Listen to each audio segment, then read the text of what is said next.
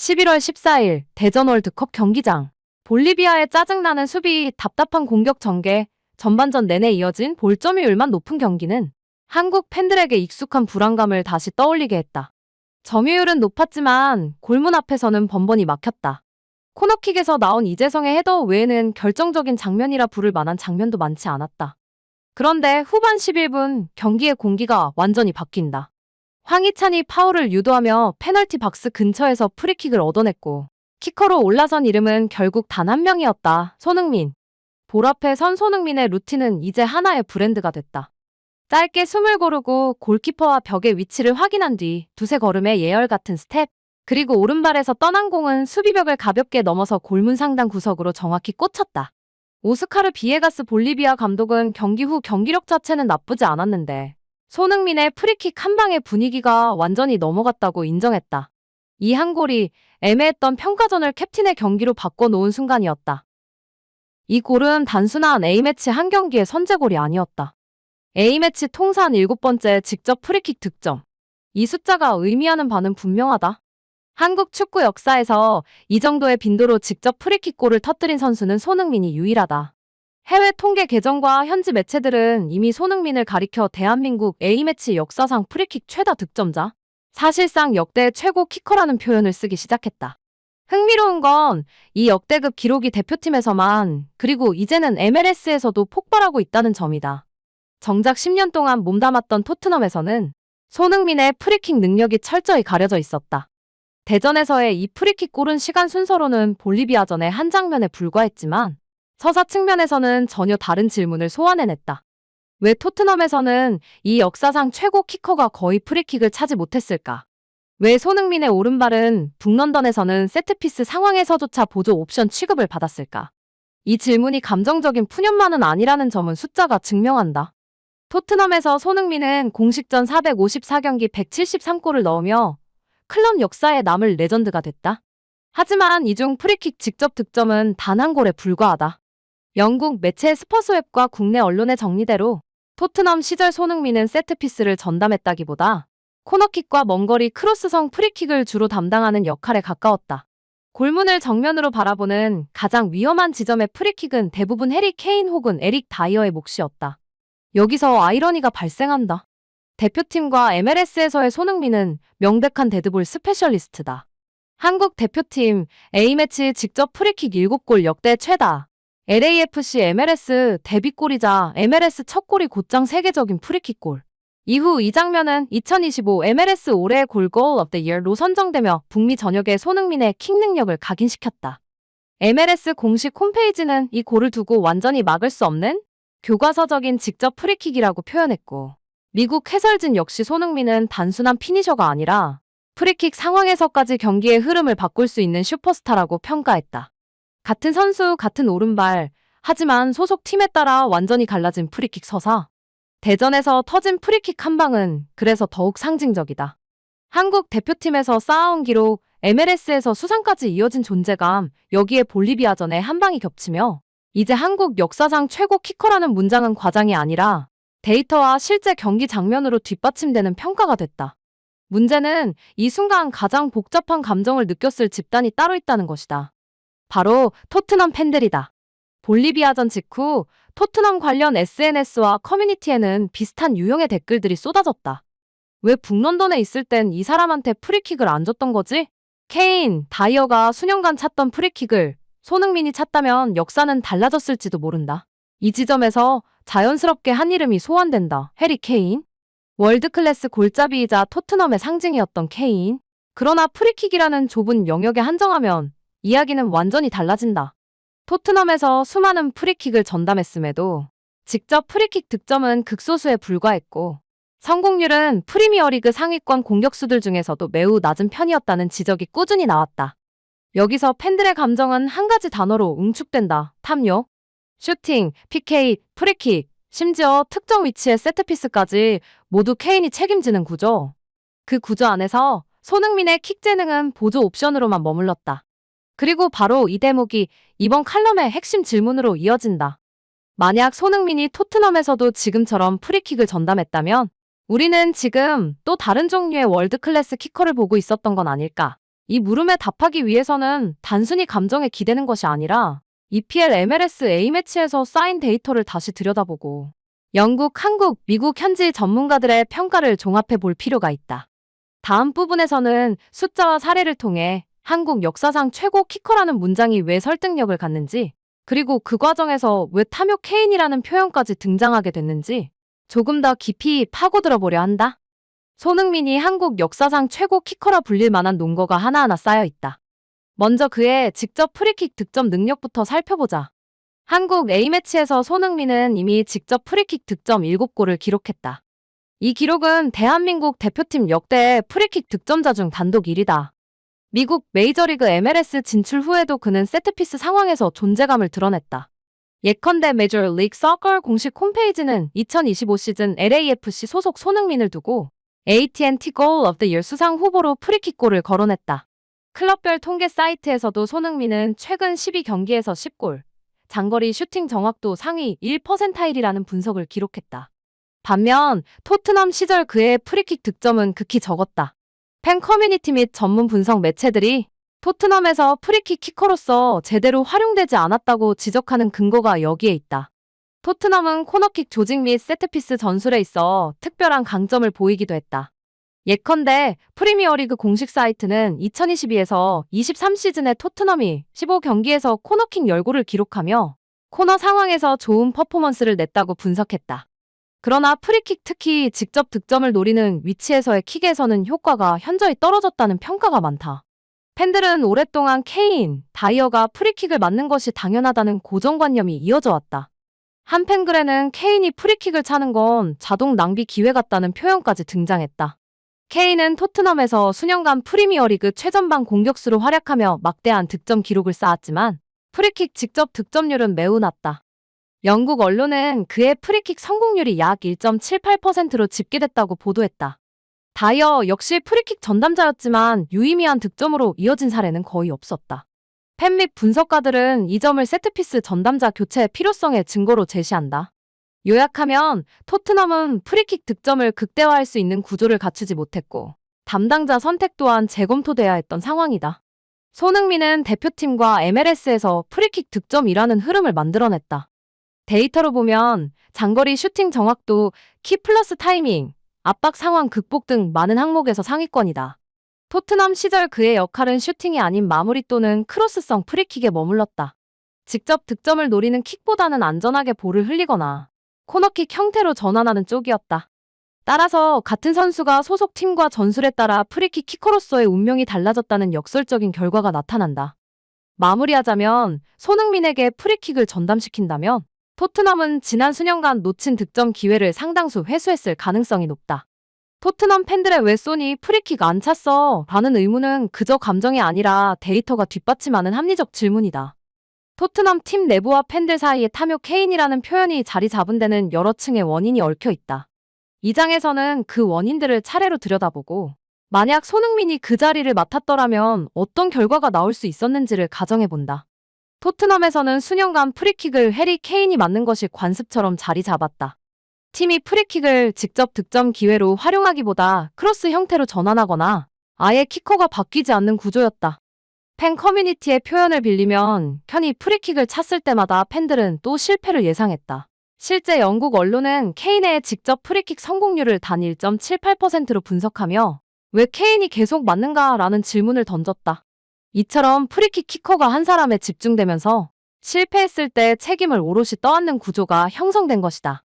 켄이 뛰어난 골잡이였고 팀의 핵심이었지만 그가 맡은 프리킥 역할에서는 본인의 역량 대비 기대치가 떨어졌다. 결국 팬심에서는 왜 케인만 프리킥을 했나? 왜 손흥민에게 기회가 주어지지 않았나라는 아쉬움이 쌓이기 시작했다. 토트넘은 코너킥, 세트피스 전환 공격 등에서 좋은 성과를 내기도 했다. 그러나 정작 프리킥으로 직접 득점하는 구조는 거의 갖춰져 있지 않았다. 예컨대 팬사이트 스포츠웹은 토트넘의 프리킥 득점은 크리스티안 에릭센이 떠난 이후 거의 없었다며 분석했다. 전문가들은 유럽 상위 리그에서 프리킥 성공률이 적어도 3에서 4% 이상이라는 데이터를 인용하면서 토트넘의 구조는 그 기준에 훨씬 못 미친다고 봤다.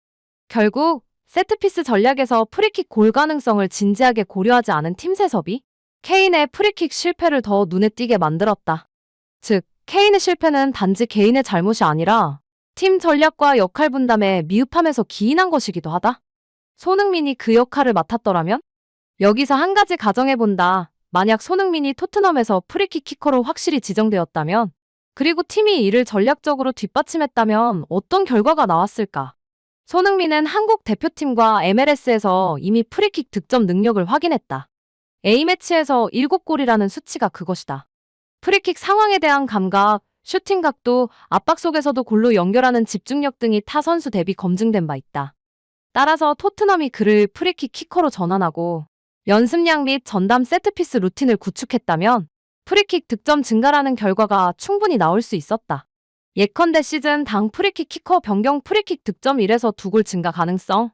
이는 리그 순위 골득실에까지 영향을 줄 수 있는 수치다. 반면 현재 케인이 맡은 구조에서는 프리킥 득점 거의 없음이라는 현상이 연속됐다. 한 팬이 손흥민에게 프리킥을 맡겼으면 20골 대 골잡이가 아닌 프리킥까지 더해진 30골 대 골잡이가 됐을지도 모른다고 댓글을 단 것은 단순한 감정 표현이 아니라 많은 팬들이 공유하는 아쉬움이었다. 한국과 MLS에서 프리킥으로 성공을 거두는 손흥민을 보면 왜 토트넘은 그에게 그 역할을 맡기지 않았는지 의문이 든다. 팬 커뮤니티 글 중 이런 가정 분석을 통해 탐욕 케인이라는 표현이 단지 비아냥이 아니라 케인에게 모두를 맡긴 구조적 문제에 대한 팬들의 반발이라는 맥락임을 이해할 수 있다. 케인과 손흥민, 프리킥 키커로서의 대비. 케인, 프리킥 직접 득점 매우 낮음. 직접 프리킥 골 2개야. 전체 시도 대비 성공률 매우 미미라는 분석 있음? 손흥민, 대표팀 A매치 프리킥 골 7개 같은 한국 선수 중 최다 기록, MLS에서도 데뷔골이 프리킥이었다. 따라서 팀이 프리킥 득점 확보라는 목표를 가지고 있다면 손흥민이 케인보다 더 적합한 선택지였을 가능성이 높다. 팬 관점에서는 이것이 왜 손흥민이 프리킥을 차지 못했나 라는 의문으로 이어졌고, 팀 내부에서는 프리킥 키커 담당의 권리를 케인이 독점했다는 구조적 비판으로 전환됐다. 결론적으로 탐욕 케인이라는 문구는 단순히 케인에 대한 원망이 아니다. 케인에게 프리킥 키커라는 책임이 과도하게 집중되었고 그에게 맞춰진 구조적 보완 없이 프리킥 득점이 가능할 전략이 부재했다. 반면 손흥민은 이미 그 능력을 데이터와 경기 장면으로 증명했음에도 토트넘에서는 그 능력을 충분히 활용받지 못했다. 이 두 가지 사실이 겹치면서 팬들과 전문가들 사이에 왜 손흥민에게 프리킥을 맡기지 않았나 라는 반문이 자연스럽게 생겨난 것이다. 이제 본격적으로 손흥민이 왜 데드볼 스페셜리스트로 불려야 하는지를 수치와 사례로 살펴본다. 대표팀에서의 프리킥 득점, MLS 진출 후의 퍼포먼스, 그리고 그가 보여준 키 퀄리티와 경기 변화력까지 모든 것이 연결되어 있다. 손흥민은 대한민국 A매치에서 적어도 7골의 직접 프리킥 득점을 기록했다. 특히 지난 볼리비아전에서 골문 상단 구석을 정확히 꿰뚫은 프리킥은 단순한 득점을 넘어 경기 흐름을 바꾼 결정적 순간이었다. 프리킥 상황에서의 기대 득점 X값이 보통 0.05에서 0.10 사이임을 고려했을 때 손흥민의 골은 확률적 의미 이상으로 의미 있는 장면이었다. 예컨대 그의 MLS 프리킥 골의 X는 0.07로 통계업체 FOTMob이 평가했다. 이런 기록은 그저 좋은 킥이 아니라 팀이 중요한 순간에 세트피스를 통해 승부를 결정지을 수 있는 무기를 가진 선수임을 의미한다. 2025년 로스앤젤레스 FC, LAFC로 이적한 손흥민은 10경기 출전 9골 이상이라는 놀라운 수치를 기록했다. 그의 MLS 데뷔골은 프리킥으로 FC 달러스를 상대로 티토야 스타디움에서 넣은 골이었고 이 골은 나중에 2025 AT&T MLS Goal of the Year로 선정되었다. 이 장면에서 주목해야 할 점, 그는 세 번째 출전 경기에서 첫 MLS 골을 기록했다. 그 골이 프리킥이었다는 점이 그의 킥 능력을 다시 한번 각인시켰다. 팬 투표와 미디어 평가에서도 프리킥 즉시 득점이라는 흐름 자체가 화제가 됐다. 즉, 대표팀에서 쌓아온 데드볼 능력이 새 리그에서도 즉시 적용되었다는 점에서 단순히 국가대표에서만 잘 아는 선수가 아님을 보여준다. 단순히 프리킥 득점이 많다는 것보다 더 중요한 것은 어떤 순간에 어떤 방식으로 넣었느냐이다. 손흥민의 프리킥들은 대체로 다음 특징을 갖는다. 벽 위를 넘거나 벽 옆을 이용해 골키퍼가 대응하기 어려운 궤적, 볼리비아전, MLS 데뷔골 모두 이러한 패턴. 중요한 경기 흐름을 바꾸는 득점. 예컨대 후반 초반에 얻은 프리킥으로 경기를 뒤바꿨다든가 공격이 막힌 흐름을 돌파한 장면이다. 다른 경기 요소와 연계된 킥 이전 압박 패스 상황 인식 등이 뛰어나다는 분석이 많다. 예컨대 SI 컴은 프리킥 골뿐 아니라 8번의 슈팅, 8번의 득점 기회 생성, 70번의 터치라고 기록했다. 이러한 특성들이 모여 단순히 프리킥만 잘 차는 선수를 넘어 세트피스 상황에서 경기판을 움직일 수 있는 키커라는 평가로 이어졌다. 위 두 항목에서 보여지는 손흥민의 능력은 분명하지만 토트넘 시절 그가 프리킥 키커로서 충분히 활용되지 못한 이유가 여기에 있다. 대표팀 MLS에서 보여준 세트피스 득점 흐름이 토트넘에서는 잘 나타나지 않았다. 즉, 능력 자체보다도 키커 지정 연습 루틴 전술적 신뢰 등이 부족했던 것이다. 이 대비가 바로 토트넘 시절 왜 프리킥을 많이 못 찼나 라는 질문을 더욱 설득력 있게 만든다. 손흥민이 데드볼 스페셜리스트로 불릴 수 있는 근거는 3가지로 요약 가능하다. 대표팀에서의 직접 프리킥 득점 기록, MLS에서도 즉효성을 보인 프리킥 골과 득점률, 킥 그 자체가 경기 흐름을 바꾸는 순간으로 작용했다는 경기 내외적인 평가. 이러한 데이터를 바탕으로 토트넘이 손흥민을 프리킥 키커로 활용하지 못한 손실과 앞으로의 축구계에서 데드볼 키커 지정이 갖는 전략적 의미를 분석하며 글을 마무리하겠다. 손흥민의 프리킥 골이 터질 때마다 반복되는 말이 있다. 왜 토트넘에서는 이걸 못 보게 했을까? 이 질문은 뒤늦은 후회만을 담고 있지 않다. 이는 구조적 실패에 대한 평가이며 앞으로 축구가 어떤 기준으로 선수를 활용해야 하는지를 말해주는 교훈이기도 하다. 프리킥은 축구에서 가장 효율적인 득점 루트 중 하나다. 슈팅 한 번만으로 흐름을 뒤집고 경기 판도를 바꿀 수 있다. 대표팀과 MLS에서 손흥민이 증명한 것처럼 그는 공격 정체를 타개하고 주도권을 확실히 가져오는 선수다. 볼리비아전 한 방이 그랬고 MLS 데뷔골 한 방이 그랬다. 유럽에서도 그러한 장면이 더 많았어야 했다. 하지만 토트넘은 그 결정적 순간의 키를 손흥민에게 쥐어주지 않았다. 이것이 바로 토트넘이 놓친 가장 비싼 기회다. 프리미어리그는 1에서 2골로 순위가 바뀌는 리그, 프리킥 2에서 3골의 차이가 유럽대회 진출과 미진출을 갈랐을 수도, 팀 역사와 트로피 서사까지 달라질 수 있는 요소, 지나고 보니 팬들의 말이 가장 정확했다. 케인은 대단한 골잡이였지만 프리킥은 손흥민에게 줬어야 했다. 손흥민은 유럽에서 10년을 뛰어도 마지막 순간까지 증명해야 하는 선수라는 말을 종종 들어왔다. 그가 이제서야 프리킥 키커의 정당한 지위를 얻고 있다는 사실은 참 아이러니하다. 그 실력은 이미 오래전부터 존재했다. 하지만 기회가 없으니 존재하지 않는 것처럼 여겨졌을 뿐이다. 그리고 MLS와 대표팀은 증명했다. 그의 킥은 우연이나 감이 아니라 훈련 기술, 피지컬, 멘탈이 합쳐진 월드클래스의 산물이라는 것을. 기회를 거부당한 재능은 사라지는 것이 아니라 다른 곳에서 폭발할 뿐이다.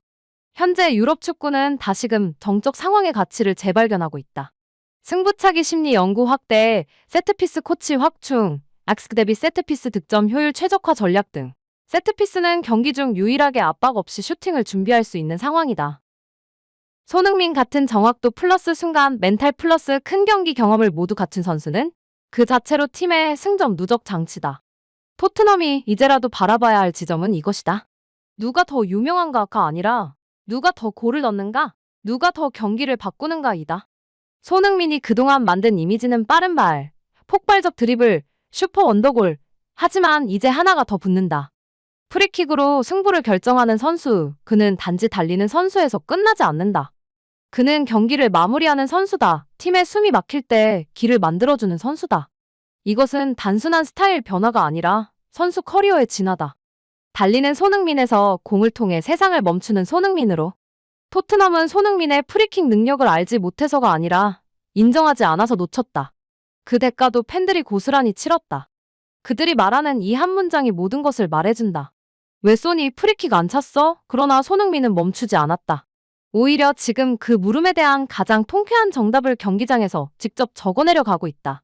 한국 축구 역사상 최고 키커 MLS에서 인정받은 데드볼 스페셜리스트. 여전히 진화 중인 세계적인 슈퍼스타. 그리고 이제는 어떤 팀이든 어떤 무대든 단 한 번의 킥으로 경기의 운명을 바꿔버릴 수 있는 선수. 그 이름은 손흥민이다.